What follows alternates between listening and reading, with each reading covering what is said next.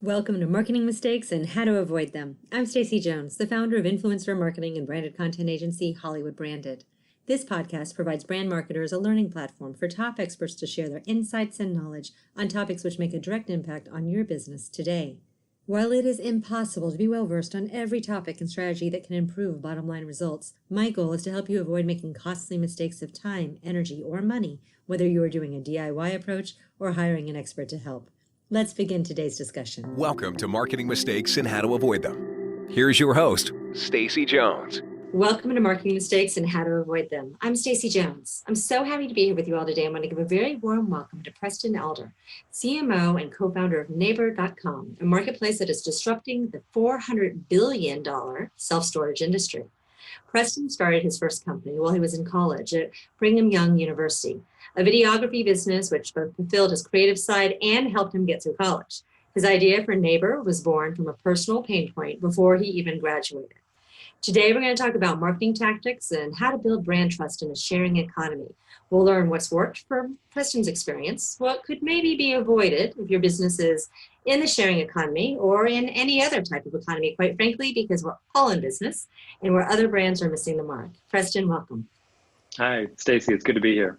Well, super happy to have you here today. And what I'd love to do, you have a really interesting background in the fact that you started your business based on your experiences in college. I'd love to have you just fill us in on how you got started and what got you to where you're at now. Yeah, no, I'd love to share. So, as you said, Neighbor was started. The concept, the idea came about while I was in college. It actually turns out my wife and I, we were recently married and we needed storage. I was a junior going into my senior year in college. And I was leaving for a summer internship. I was going to be in South America helping a younger company. And as I looked for storage options, my wife and I, we had to put our stuff somewhere. We started calling storage facilities. And I realized every storage facility in the surrounding area was completely booked out. This shocked me. I didn't realize storage facilities booked out. I had never purchased storage before. So I started calling surrounding cities, and it turns out that even those facilities, the ones that weren't completely full, were just very expensive. It was more than I wanted to pay as a college student.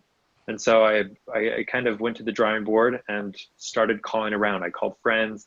I even called local apartment complexes associated with the university and said, hey, is there any way I could store my stuff in this apartment that's not completely full? And I just got a lot of blank stares and a lot of no's, frankly. They said, no, that's not a thing, even though those rooms were going to be empty for the summer. And so I found an old friend. It was actually an old neighbor of ours back when I was very young, who lived about an hour and a half away. So called him up and he said, hey, we've got an empty garage, come use our space. So I packed up all of our stuff. I drove it there. It was at the middle of the night. It was finals week. So it was just a very stressful time of my life. I ended up driving, I think it was an hour and a half there, hour and a half back. And on my way back, it's like 2 or 3 a.m. And I remember thinking, I know there are empty garages and empty bedrooms, even close to where I live in my apartment. Like, why did I have to drive 3 hours? Why did I have to rent a truck? It would have been so much more efficient if I'd been able to use a neighbor here. And so for me, it was a neighbor that helped me when a storage facility couldn't. And it was much cheaper. I felt good about the option all around. So it wasn't in that moment itself that I decided, I need to start a company, but that was the seed of, wow, like everyone should be doing this. And then from that time on, it was probably about 6 months later, actually, I reached out to one of my co-founders. Wasn't a co-founder at the time, but I reached out. We had worked together at, I think, 3 different companies. We knew each other very well and trusted each other. His name's Colton Gardner, and said, hey, Colton, I've got this idea that's been, it's been this itch in the back of my mind that I want to pursue.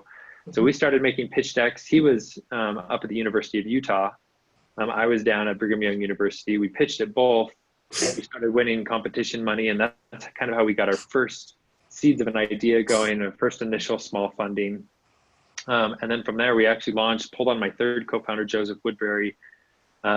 We raised a seed round, and from there, it's exploded. Our team has grown. We're in more than 45 states at this point where you can reserve space, like rent space out. But we're based out of here in Salt Lake City. Now, what was your college major? So I was a business strategy major. Okay. So you already were aligned with having potentially an entrepreneurial mindset. Yeah, I like to be completely honest, like not just myself, but all three of us co-founders are very risk adverse. If you had asked me, Preston, are you going to go like quit your full-time job and start a company and be an entrepreneur? I would have said no way. Like that was never part of my plan. I never aspired to be an entrepreneur, Mhm. but I have always been very creative. Like I do like creating things. Before starting Neighbor, I had started my own videography company. So I like creating and working in marketing specifically. And being kind of self-employed overall too. Yeah, exactly. And so when you started this, and what year was that? Yeah, so the initial idea was kind of the end of 2016, but really launched like we didn't start advertising Neighbor to users until spring of 2017. So just over 2 years ago, coming up on 2.5. So Airbnb was pretty well established at that point as the sharing mindset of having a company where people were going to be utilizing other people's space. Mm-hmm. In their case for sleeping, in your case for storage of items.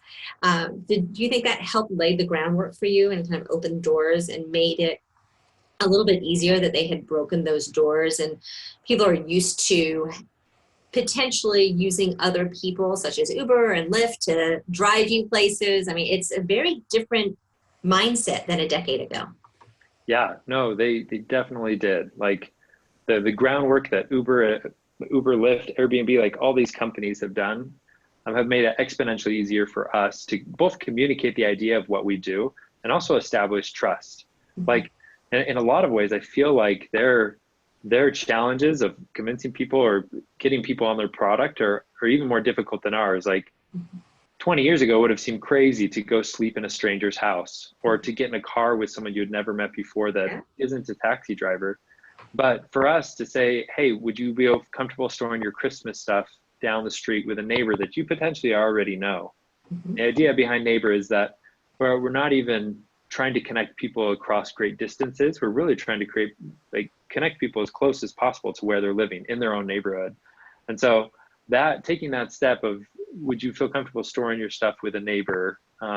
Definitely like the sharing economy companies Mhm. before us helped lay that groundwork. Yeah, those are great walls to have been broken down for you guys. Yeah. So, what have been some of the hurdles? So, obviously, sharing economy is in place. So, those walls, as we just mentioned, a little bit more broken down. But there's been challenges, I'm sure, with marketing and getting people onboarded. What have you faced? How have you conquered and sold in? And I mean, you've been very successful in raising money to support the business and grow it. How have you approached this? Yeah, I've obviously a startup, anyone that's tried to start a company or has started a company will know that there's going to be thousands of problems or obstacles that do come up.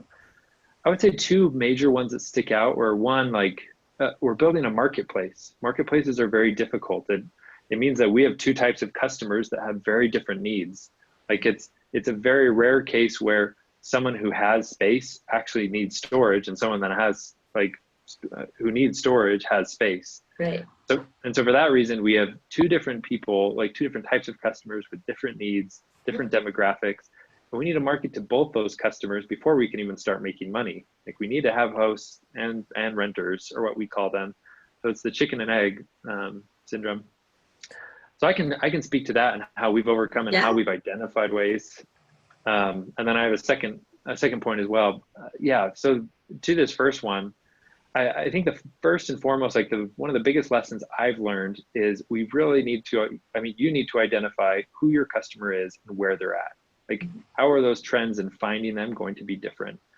So just to give you a high level view for us, we quickly identified that renters, if someone needs storage, it's almost like buying gas. Like it's a very, when you need it, you need it. You're going to look for it, find it. Typically, it's the cheapest option, and then you're going to move forward. Like there's a small window. It's probably a couple of days where someone who says, "Oh, I need storage. I'm moving next week, or I'm moving in 2 weeks. Let me find an option."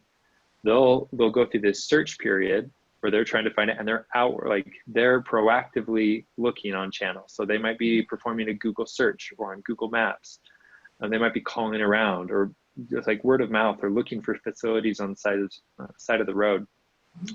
So we quickly learned that by focusing on channels that did that lead capture. So something like Google Ads, if we're bidding on the right keywords, so if someone says storage near me, are we in the right place at the right time with the cheapest option and the closest option? So that meant we needed to only be marketing in the areas that made sense, where we knew we had the right supply for them. Mm-hmm. So long story short, for renters, we quickly identified that that is the best way for us to quickly service their needs, is identifying the channels where they're performing searches. Now, for the other side of the market, when we talk about our supply, there are very few people out there that are going to get online and type in, I have an empty garage I'm not using, what can I do with it? Like they're not necessarily proactively looking for it. And so we need to find other channels. Two things, without going into too much detail, but like two things that really worked for us were having very broad campaigns that help generate awareness. So in markets where we have launched, we've done big awareness campaigns such as billboards or other advertisements, where it not only establishes trust, like, oh, this is a local trustworthy brand that I can recognize and see, but it also is just like that repetition of people seeing and spreading word of mouth. And the second way that we've really focused on our hosts has been to leverage channels that don't necessarily scale. Like we do lots of grassroots efforts where we'll host local community events. We might supply food or drinks at an event and reach out to a sponsor and say, hey, rather than paying a couple $1,000s to put a small logo on the shirt, is it okay if we were to sponsor one of these things? Maybe bring some food. And then the host of that event is typically very grateful that like we're offering to do some of their work for them. So we get in for a cheaper cost and usually get more exposure from that event. And so and you're being neighborly. Exactly. We love that. We'll host community events. We have had giant barbecues where we'll have all the neighbors and anyone. You don't have to be on the neighbor platform. You can just come and hang out at a park with all of us. We love it. That brand has been really important to us. Yeah, that makes sense. And then, so there's obviously, some first thought starters that go into your business. I mean, there's insurance. Like, how do you make sure that your things are protected? And I'm sure that's easy. You just buy insurance policies as part of what you offer. And then there's, do people I'm just thinking of things that pop up. Would people be concerned of people going through their stuff as well, which would be something that would be. And my assumption is all of these are types of points that you are addressing in your conversations. And so you're trying to pre-identify where the pain points are for people to potentially stop them from participating. It's a great question. Yeah. In fact, you just nailed on that second issue. I mentioned there was two hurdles, and the second one, you hit it. It's just the word trust. Yeah. How can people trust our brand? And I think first and foremost, we already touched on it. The fact that Uber, Airbnb, all these companies have really established that feeling that with reviews and a safe platform that has thought through all the issues, that they've learned, consumers have learned, yes, I can trust peer-to-peer platforms. Now, for us, the biggest protection that I would say we have put up is the fact that we've really focused on brand. Like it's the reason our company is named Neighbor even to begin with. We want to make it feel you're not storing with a stranger. You're actually storing with someone down the street that's a neighbor of yours, someone that you can come to know, that quite frankly will probably help you move your things in when you're coming to the house. Like they're very welcoming. These are people that want to help others and will also be making money at the exact same time. So trust and building that brand has been vital to everything we do. So we think from a consumer perspective, how do we need to build this experience to establish trust? Mm-hmm. Now, in addition to that, we've also created lots of these safety features that help users feel very protected. We've got a review system where you can read the reviews of your previous host. We also have things such as, you mentioned our guarantee. We have a $2 million guarantee that protects every homeowner and their things. So if there was a slip and fall or the house were to be damaged, now we want every host and renter, if there's small issues, to resolve those first and foremost between themselves. But we have this guarantee in place in case something crazy were to happen. Sure. In addition to that $2 million host guarantee, we have a $25,000 renter guarantee. And that protects every renter that is going to be storing their items and they're worried, like what if there were a fire or a flood or something were to go wrong? That covers them. As far as other questions like, what if someone were to go through my things? Well, a a lot of that is we want this host and renter to be able to communicate beforehand. You can go see the space and meet the renter, make sure you feel comfortable with who they are. We make it it's very specific in our terms of service that it can't, like, they can't go through things. It's also, on the flip side, they can't store certain items either. They can't store anything perishable or flammable or illegal. And we make that very clear. And then as far as things as accessibility is another question that comes into this trust factor. It's like, well, is this person going to be coming to my house all the time?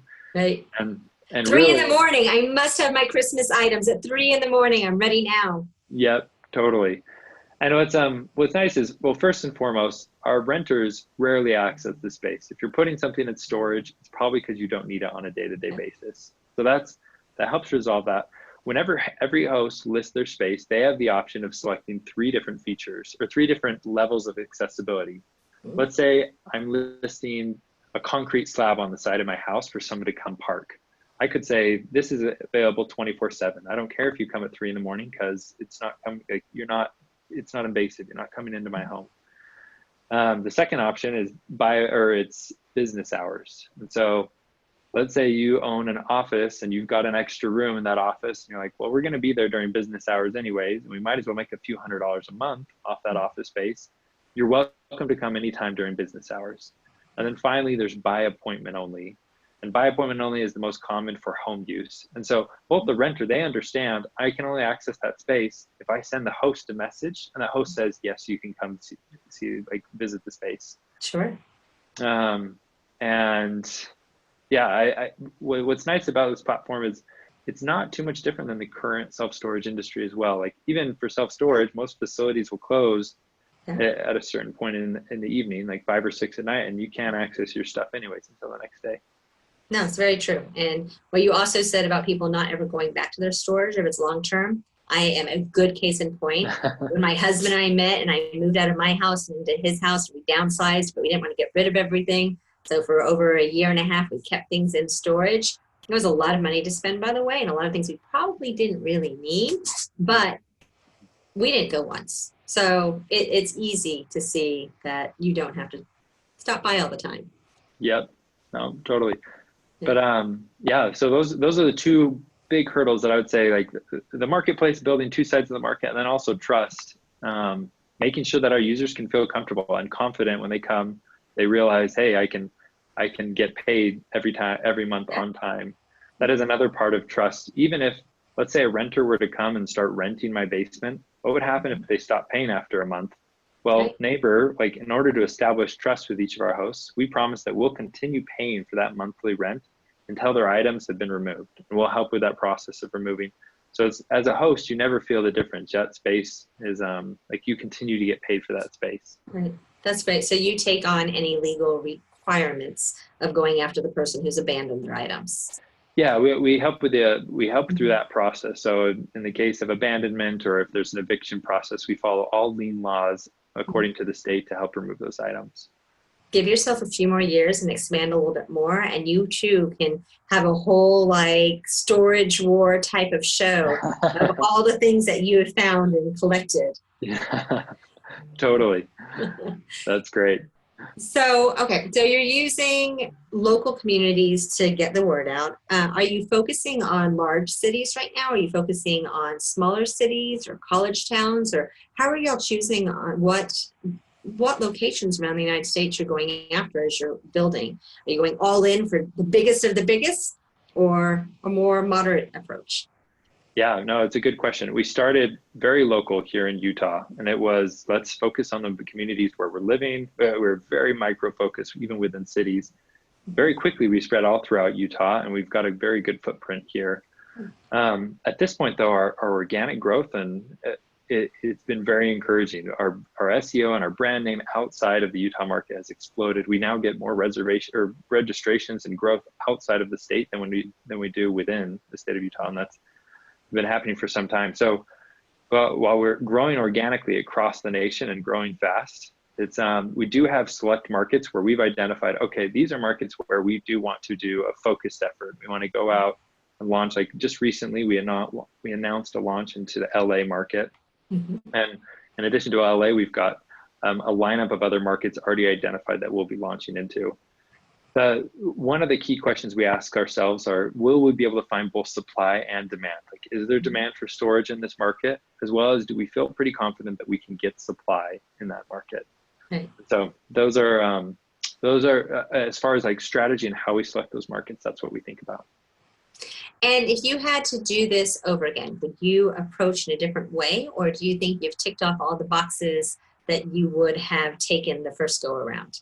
It's a good question. I try not to think too much about the past and what I would have done different, but it's all learning lessons. Everything in life is a learning lesson as an entrepreneur. Totally. Would we have done it different? I don't think so. I really think it's been vital to our growth that we've had to focus on these micro bubbles. One way that and this goes for lots of sharing economy companies. For anyone out there that's interested in starting a sharing economy company, if I'm a model such as like a home sharing, let's say Airbnb, for example, they've got a great viral model where if there's only 3 hosts that live in a foreign country, let's say Thailand, and I want to go visit Thailand and I really like using Airbnb, there's a fairly good chance I could use Airbnb. Like, I could find one of those 3 listings and I will travel to that location and probably revolve part of my trip around that. Mm-hmm. Now, with a very local based sharing economy company, let's say storage with Neighbor, if I need storage, I'm not going to want to drive an hour and a half or out of my way to store items. The value comes in the fact that it's my neighbor, it's in my own neighborhood. Mm-hmm. And so with an Airbnb model where I can use even individual listings in a select market, and then not only that, but that person, if I were to use Airbnb in Thailand, when I go home, I'm taking Airbnb with me. I can become a host in that new market. Mm-hmm. The beautiful way that they've got this viral growth model where hosts can be renters and renters can be hosts. For our model, we've really had to identify local markets where we can go deep, reach liquidity, and make sure that not only do we have enough options for people to find storage, but we have the right type of space. Okay. So if I need to store my car and there's only a room that's available to store things, I'm not going to be able to store my car there. We need to make sure that we have the right variety and the right type in a given market. And is it impacted at all? Do you have local, Airbnb has local commerce laws that they have to deal with all the time and regulations. Is something like this really regulated by cities, or is it enough that it's privatized, let's say, enough that it's not something that local government gets involved with and enforces? No, that's a great question. We've made it a priority to make sure that we follow all laws in any market that we're going into. We also encourage every one of our hosts and renters to make sure they're following those laws so that we're in accordance to like what can be stored and where. Thankfully, like, knock on wood, storage actually is not a very like highly regulated industry, unlike hospitality and other industries that they have had lots of red tape and hurdles to overcome. Storage is one where it's not as invasive to a community or a neighborhood. For someone to come and drop off a car and store it in my garage, and 9 months later they come back and pick up that car and they leave, that's not affecting our neighborhood in the same way that maybe foot traffic on a daily basis might affect. And so really, for given like locations, let's say HOAs or even communities, they really like Neighbor because we increase home values, because all of a sudden your home is generating income. You could make hundreds, if not thousands of dollars every month off the space you're not using.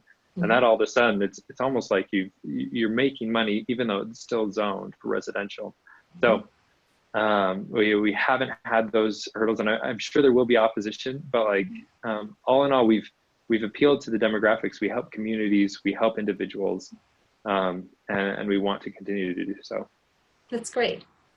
What else would you share as far as advice to our listeners who are interested in or are working in the sharing economy?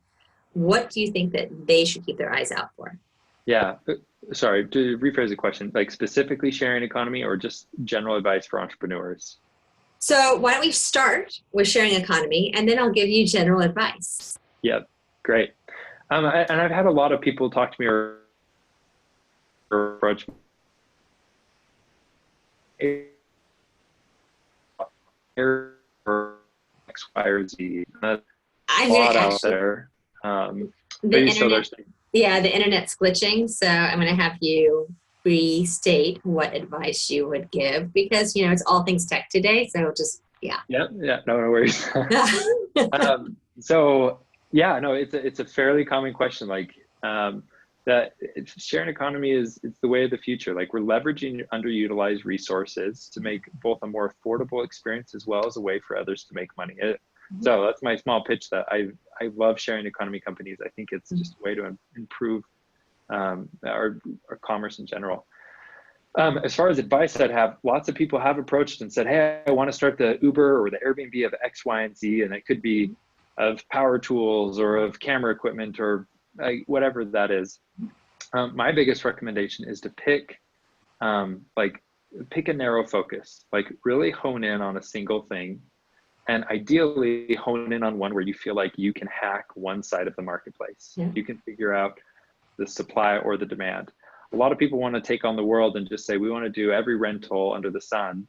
And that's just very difficult because you now need to get, you need both the supply and the demand. Think of you and associate your brand with everything at once.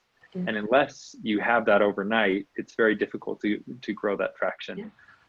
I use the example that, Amazon was a bookstore and now they're flying rocket ships, and Google was a search engine and now they're doing everything under the sun. Like it would be better to focus in on a single thing within a sharing economy market and spread from there.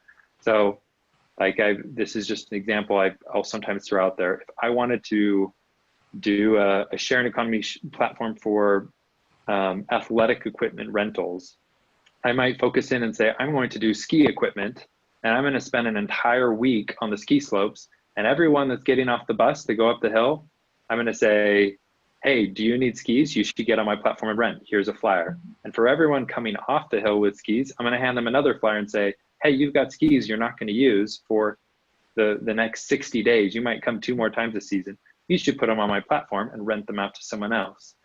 That would be one way that you could hack the system and very quickly establish a brand around that system. So long story short, my advice for sharing economy would be pick a narrow focus where you can go deep so that people associate that brand with you.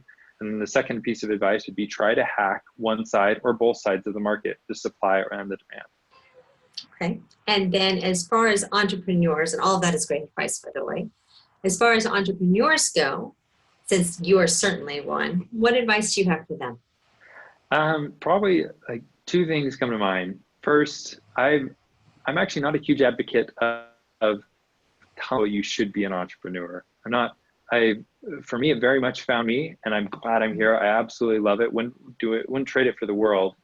But I don't think I would be able, I'm so excited that I'm doing what I'm doing because I'm so passionate. And this goes for everyone on my team, and not because I contrived something. I was so obsessed with becoming an entrepreneur that I made something work. Yeah. My biggest piece of advice is go deep and learn some very relevant skill sets. Pick up some engineering or coding resources so that you can be a huge asset when you do start a company, or go start working at a company. And as ideas come, take those leaps of faith and join them. But I wouldn't, I'm not the biggest advocate of saying everyone should be an entrepreneur and you should go start something, even if you don't know what it is. My second piece of advice is just really creating value for the customers that you are, that you're working towards. For us, that is the biggest, the single most driving factor. The fact that I know we have people making 20 grand a year on Neighbor. They're making tons of money, and this is significant. We have people paying for their mortgage or their phone bills, paying for Christmas because they've got a part of their garage they're not using. It's a huge motivation for us to know we're helping users. Sorry, were you going to say something? I was going to say, you're able to help people actually pay their mortgages, and people who might not be able to otherwise in some cases too. Yep, exactly. And it's awesome. And one of my favorite jobs that I've had is I've actually worked a lot with customers on an individual basis. In the early days, I was taking photos of every listing that would onboard with us. And we have other photographers at this point, but it was great to be able to talk to them and hear their stories of hey, I recently went through a divorce and I don't have a source of income. Neighbor is making me $300 a month and I don't do any work. It just sits in my basement or in my garage. So that's been something that, as an entrepreneur, it would be really hard. Like, not that other industries aren't worthwhile or worth pursuing, but for me, it's been a very helpful driver to know, like, the customers that are using Neighbor absolutely love it, and it's making a meaningful impact.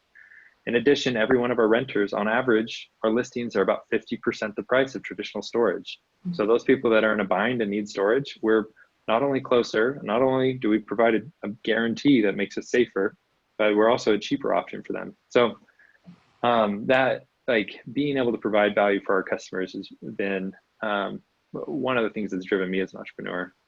That's fantastic. I mean, I even imagine with the retirement community, when you're getting into your baby boomers up to, silent generation now, you're giving people who don't have other income other than Social Security potentially, or maybe there's a pension, opportunities where they could make money. And some people live in big houses and have the room to be able to actually do this. And it's very easy, and it's not a task that they're going to have to take on. Yeah, no, exactly. One of our very early customers is one of my favorite stories, just because I spent so much time with them in the early days as we were growing Neighbor. Was a retired woman named Annette. Her husband had passed away. He was a veterinarian that he had a small animal hospital that no longer is in use. It's in a residential community. And well, she now has it's a recycling company. They store a few of their trucks in the parking lot of this abandoned animal hospital. Mm-hmm. And she, as like retired widow, is able to make money every month off of this transaction. Just really cool to see the impact. And not only that, but the person that rented her space, he ended up finding a friend that could trim her trees and do her bushes. Like, it was a very neighborly transaction. And it was not only one of our first people, like, we didn't know either of them. They found they found our platform organically, but it was incredible to see how it worked. That's awesome. Well, how can our listeners learn a little bit more about Neighbor? Where should they go to visit? Yeah. No, check out Neighbor.com. So Neighbor.com is where our website is. You can find storage there. You can also list your space to make money. It's it's free to list your space. It doesn't cost money. You can get on and it'll ask you simple questions like, what type of space is this? And you can say, I've got a lot that I can store, like I could park a few vehicles here, mm-hmm. or I've got a garage or a bedroom or an office space that I haven't filled completely. From there, it'll ask questions like, well, how big is that space? And then we'll give you a recommended price. We'll say, hey, this is how much we think you should charge, and they can put whatever they want. We make our money by charging the renter a small additional fee. So it's not that we're taking money away from you, apart from a very small, like the credit card transaction fee. And then finally, we have a great referral program. And in fact, this is a very timely time for us to have this interview. Perfect. Yeah, tomorrow we're launching a new referral program where it's almost like a gamified ranking system where anyone that you refer that publishes their space and that space gets rented, you will get $50 and they will get $50. So it's an exciting referral program where you should tell your friends, like, you're not selling them on something, you're just saying, hey, do you like making money? Well, not only will you get $50, but you can make money month over month for renting your space out.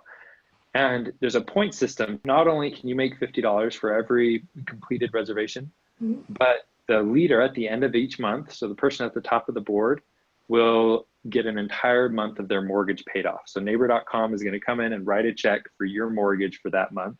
Yeah. So it's just, we are firm believers that not only can Neighbor, when you're renting your space out, pay off your mortgage, mm-hmm. but we want to communicate that in a very visual way and saying, in fact, we're going to pay someone's mortgage off every month, repeatedly, month over month. And so every month that'll reset and you'll have a fresh chance to go invite your friends, invite family members. And as they convert and they list their space, you'll go up in the rankings and you have a chance to get your mortgage paid off. That's a very cool point system. And then for someone to sign up for it, do they just have to go to Neighbor.com to sign up for that? Yep, Neighbor.com. And they for this specific referral program, you'll see it's in the top right corner, but you can also do Neighbor.com/invite. That should work just fine. Perfect. So that goes live tomorrow or Thursday morning, so the 27th. Okay. Perfect. We'll get that up there then and make sure that that's included in our podcast notes as well for all of our listeners. And Preston, are there any last words of parting advice that you could give our listeners today? Oh man, I feel like we've covered a lot of things. I would say probably the most important thing and the biggest help in starting a company is surrounding yourselves with people that are smarter than you and that you trust.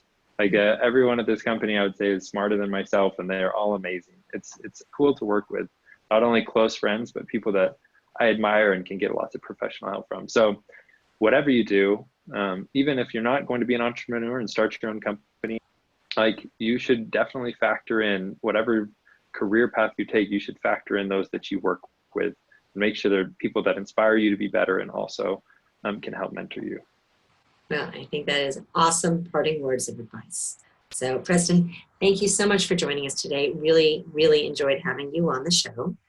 And to our listeners, thank you so much for tuning in to Marketing Mistakes and How to Avoid Them. And I look forward to chatting with you on our next podcast. Preston, thanks. Thanks again, Stacy.